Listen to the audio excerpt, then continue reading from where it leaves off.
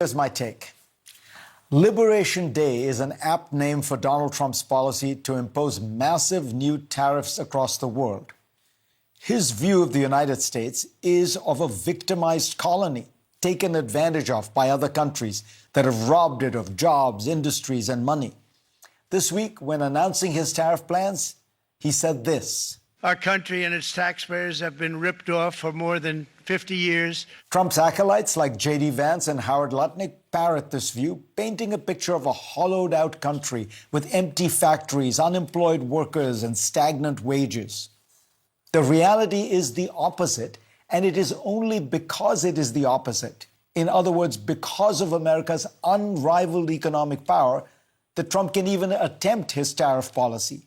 It is U.S. economic heft that allows him to try to force the rest of the world to bend to his will. But Trump is using American power in such a capricious, destructive, dumb way that it will almost certainly result in a lose-lose for everyone. The real economic story of the last 3 decades is that the United States has surged ahead of all its major competitors. In 2008, the U.S. economy was about the same size as the Eurozone. By 2023, it was nearly twice that size. U.S. average wages were about 20% greater than the average of the advanced industrial world in 1990. They are now around 40% higher. The average Japanese person was 50% richer than an American in 1995 in terms of GDP per capita.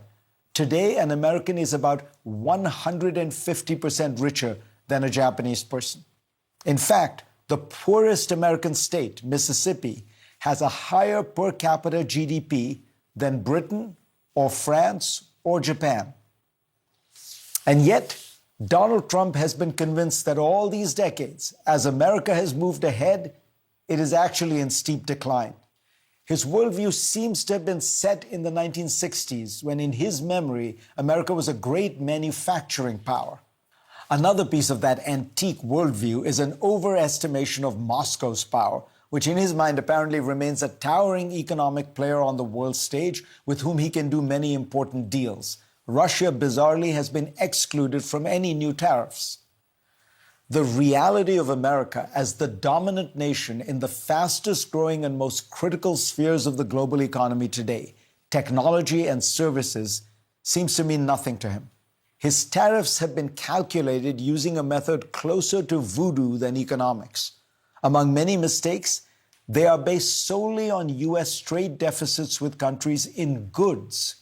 That America runs huge surpluses in services, exporting software services, movies, music, law, and banking to the world somehow doesn't count.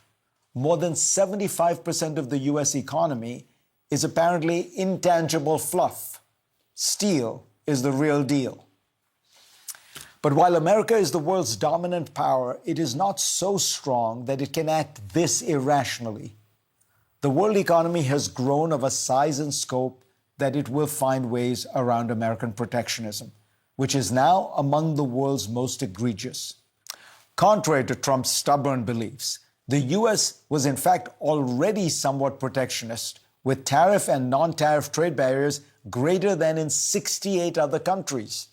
Now, with these new tariffs, American protectionism is literally off the charts, with higher rates than the Smoot-Hawley ones of 1930 that exacerbated the Great Depression. In the short run, everyone will suffer.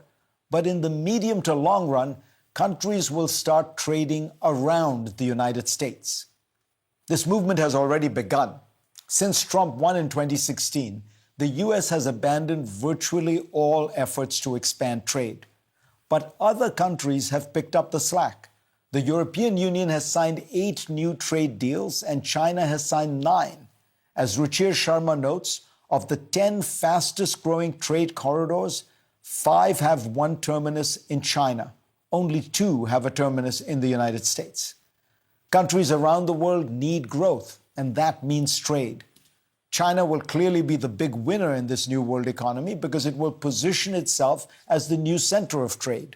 Add to this Trump's hostility toward America's closest allies, and you will likely see Europe, Canada, and even some of America's Asian allies find a way to work with China. Donald Trump's nostalgic worldview is rooted even further back than the 1960s.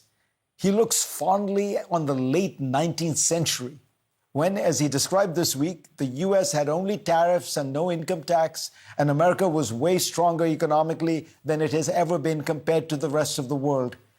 This history is nonsense. In 1900, the US was around 16% of the global economy by one measure. It is now about 26% of it. American standards of living and health are much higher today. But in acting out on his nostalgic fantasy, Donald Trump might well end up dragging America back to what it was then, a poorer country dominated by oligarchs and corruption, content to swagger around in its backyard and bully its neighbors, but marginal to the great currents of global economics and politics.